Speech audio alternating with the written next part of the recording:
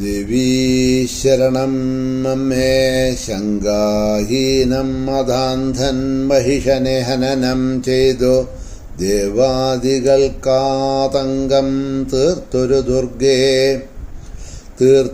ദുർഗേ ഭവഭയകഥനാക്രാന്തനാം നന്ദനൻ ഞാൻ ഭംഗം കൂടാതെ ഭദ്രേ തവ പദകമലം ഭക്തിയോടെ ഭജിപ്പൂ ഭംഗ്യാവന്നെൻ്റെ മുമ്പേ ഭഗവതി വിലസീടെപ്പോഴും സാനുകമ്പേ.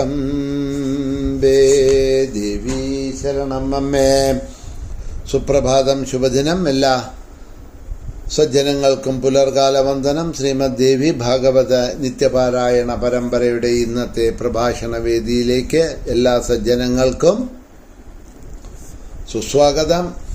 ഷഷ്ഠസ്കന്ധം 11-ാമത്തെ അധ്യായത്തിൽ യുഗധർമ്മങ്ങളും സദ് അസദ് ധർമ്മങ്ങളെയും കുറിച്ച് വ്യാസൻ ജനമേജയന് പറഞ്ഞു കൊടുക്കുന്ന ഭാഗങ്ങളാണ് അവലോകനം ചെയ്തുകൊണ്ടിരിക്കുന്നത്. എപ്പോഴാണോ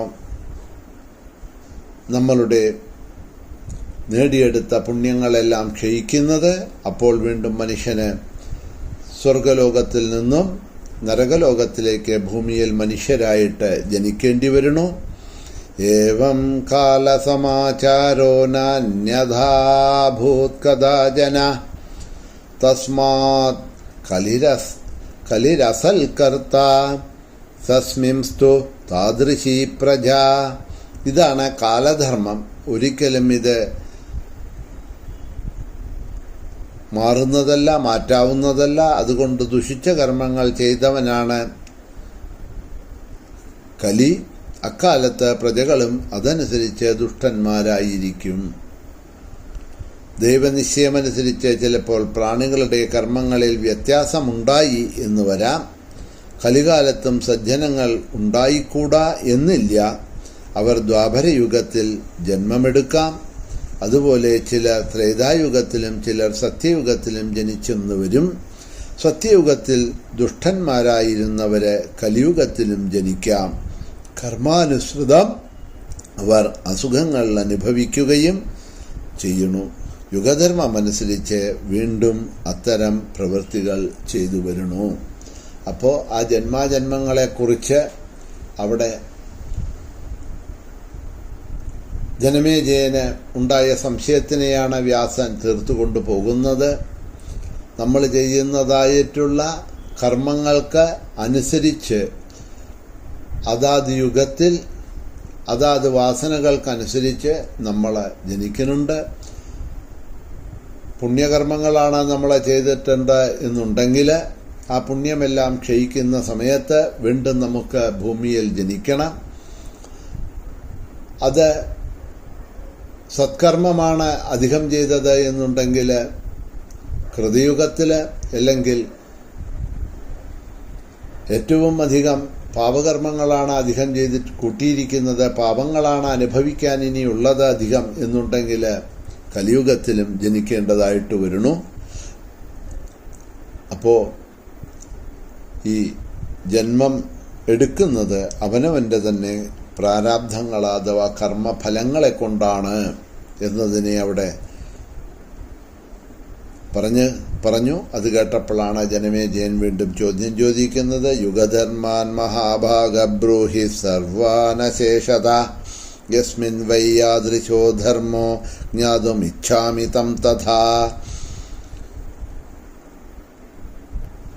ഹേ ഭഗവൻ, ഹേ മഹാഭാഗ, യുഗധർമ്മങ്ങൾ എന്തെല്ലാമാണ് എന്ന് പറഞ്ഞു തന്നാലും ഏത് യുഗത്തിൽ ഏതാണ് ധർമ്മമെന്ന് പ്രത്യേകിച്ചറിയാൻ എനിക്ക് ആഗ്രഹമുണ്ട് എന്ന് ചോദിക്കുകയാണ്. ആ യുഗധർമ്മങ്ങളെക്കുറിച്ചറിയാൻ ചോദിക്കുന്നതായിട്ടുള്ള ചോദ്യം, അതിന് ഉത്തരമായി കൊണ്ട് വ്യാസൻ തുടങ്ങണു. നിബോധ നൃപശാർദൂല ദൃഷ്ടാന്തം തേ ബ്രവീമ്യഹം സാധൂനാമപി ചേതാംസി യുഗഭാവാത് ഭ്രമന്തിഹി. ഹേ രാജൻ, ദൃഷ്ടാന്തമായി ഒരു കാര്യം ഞാൻ പറയുന്നത് അങ്ങ് ശ്രദ്ധാപൂർവം കേട്ടുകൊള്ളൂ. യുഗപ്രഭാവം കൊണ്ട് സജ്ജനങ്ങളുടെ മനസ്സുപോലും ഭ്രമിച്ചു പോകും. അങ്ങയുടെ അച്ഛൻ ധർമ്മജ്ഞനും മഹാത്മാവുമായിരുന്നുവല്ലോ. അദ്ദേഹവും കലിയുടെ സ്വാധീനത്തിൽ മുനിയെ നിന്ദിക്കാൻ തയ്യാറായില്ലേ? പരീക്ഷത്തിന്റെ കാര്യമാണ് പറയണത്. അദ്ദേഹം ധർമ്മജ്ഞനാണ്, മഹാത്മാക്കളെ ആദരിച്ചു കൊണ്ടിരുന്നവനാണ്. പക്ഷേ കലിയുടെ സ്വാധീനം വന്നത് കാരണം കൊണ്ട് എന്തായി? ഒരു മുനിയെ, ശമീകൻ എന്ന് പറഞ്ഞ ഋഷിയെ നിന്ദിക്കാൻ പോയി, നിന്ദിച്ചു. അങ്ങനെയല്ലെങ്കിൽ ജയാദിയുടെ വംശത്തിൽ ജനിച്ച ക്ഷത്രിയനായ രാജാവ് താപസന്റെ കഴുത്തിൽ ചത്ത പാമ്പിനെ എടുത്തിടുന്നത് എങ്ങനെയാണ്? ധർമ്മത്തിനെ പറ്റി പറയുമ്പോൾ ആ പരീക്ഷത്തിന്റെ ജനനം കഴിഞ്ഞ ഉടനെ തന്നെ ജാതകർമ്മം, നാമകർമ്മം ചെയ്യിപ്പിക്കും. പരീക്ഷത്തിന് പേരിട്ട് ജാതകർമ്മം ചെയ്യിക്കുന്ന സമയത്ത് അവിടെ ആ പരീക്ഷത്തിന്റെ ഗുണങ്ങളെപ്പറ്റി പറയുന്ന സമയത്ത് ശ്രീമദ് ഭാഗവത പുരാണത്തിൽ ഋഷികൾ പറയുന്നുണ്ട്, യയാതി ഇവധാർമ്മിക എന്നാണ് പറയുന്നത്. യയാതിയെപ്പോലെ ധർമ്മിഷ്ഠനായിരിക്കും എന്ന് പറയുന്നു. അത്രയും ധർമ്മിഷ്ഠനായിട്ടുള്ള ആ കുലത്തിലാണ് പരീക്ഷത്ത് ജനിച്ചിരിക്കുന്നത്. ആ യയാതിയെപ്പോലെ ധർമ്മിഷ്ഠനാണ്. ആ കുല മഹിമകൾക്കനുസരിച്ച് ധർമ്മിഷ്ഠനായിരുന്നു എങ്കിലും ആ കലിയുടെ പ്രഭാവം ധർമ്മിഷ്ഠനായിട്ടുള്ള പരീക്ഷത്തിലും ഉണ്ടായി എന്ന് പറയുകയാണ്. അദ്ദേഹത്തിനും ആ കലിബാധയിൽ നിന്നും രക്ഷപ്പെടാൻ കഴിഞ്ഞില്ല. അതുകൊണ്ട് ആ കലിയുടെ പ്രഭാവം, അതുകൊണ്ട് എത്ര ധർമ്മിഷ്ഠനായിരുന്നാലും അദ്ദേഹത്തിന് ഒരു നിമിഷം ഒരു അധർമ്മം ചെയ്യേണ്ടതായിട്ട് വന്നു. താപസികനായിട്ടുള്ള ഋഷിയുടെ കഴുത്തിൽ ചത്ത പാമ്പിനെ എടുത്തിടേണ്ടി വന്നു. അതിനുള്ള കാരണം, അങ്ങയുടെ പിതാവ് അത് ചെയ്യാനുള്ള കാരണം അദ്ദേഹം ധർമ്മിഷ്ഠനായിരുന്നില്ല എന്ന കാരണം കൊണ്ടല്ല, ധർമ്മിഷ്ഠനായിരുന്നു. പക്ഷേ ആ കലിയുടെ പ്രഭാവം പരീക്ഷത്തിനെ കൊണ്ട് അത് ചെയ്യിപ്പിച്ചു എന്ന് പറയാണ്. ചിന്തനീയമാണ്. ധർമ്മിഷ്ഠനായിട്ടുള്ള, ജയാദിയെപ്പോലെ ധർമ്മിഷ്ഠനായിട്ടുള്ള ആ കുലത്തിൽ ജനിച്ച പരീക്ഷത്തിന് തന്നെ ആ കലിയുടെ പ്രഭാവം ഉണ്ടായി. ആ പരീക്ഷത്തിൽ തന്നെ കലിയുടെ പ്രഭാവം ഉണ്ടായി. ഏതൊരു കലിയെയാണോ പരീക്ഷത്ത് വധിക്കാൻ ഒരുങ്ങിയത്, കലിയെ വധിക്കാനുള്ള ശക്തി ഉണ്ടായിട്ടും ഏതൊരു പരീക്ഷത്തിന്റെ കാലിലാണോ ആ കലി വീണ് നമസ്കരിച്ച് വധിക്കരുത്, അഭയം തരണം എന്ന് പറഞ്ഞ് അഭയം പ്രാപിച്ചത്, ഏതൊരു കലിക്കാണോ സ്വയം അഭയം കൊടുത്തത്, ആ പരീക്ഷത്തിനെ തന്നെ ആ കലി ബാധിച്ചു എന്നുണ്ടെങ്കിൽ സാധാരണക്കാരായിട്ടുള്ള നമ്മളുടെ കാര്യങ്ങൾ പറയാനുണ്ടോ? അതുകൊണ്ട് ഹേ രാജൻ, ഇവയൊക്കെ യുഗത്തിന്റെ പ്രഭാവം നിമിത്തമാണ് എന്ന് ധരിക്കേണ്ടതാണ്, മനസ്സിലാക്കേണ്ടതാണ്. ധർമാനുസൃതമായ കർമ്മം അവശ്യം അനുഷ്ഠിക്കണം. അതുമാത്രമേ ഇതിൽ നിന്നും പുറത്തേക്ക് പോകാനുള്ള ഒരു മാർഗമായിട്ടുള്ളൂ. സത്യയുഗത്തിൽ ബ്രാഹ്മണർ വേദത്തിന്റെ മറുകര കണ്ടവരാണ്. പരാശക്തിയെ അർച്ചിക്കുന്നതിൽ തൽപരരും ദേവീദർശനത്തിൽ സന്തോഷിക്കുന്നവരുമായിരുന്നു.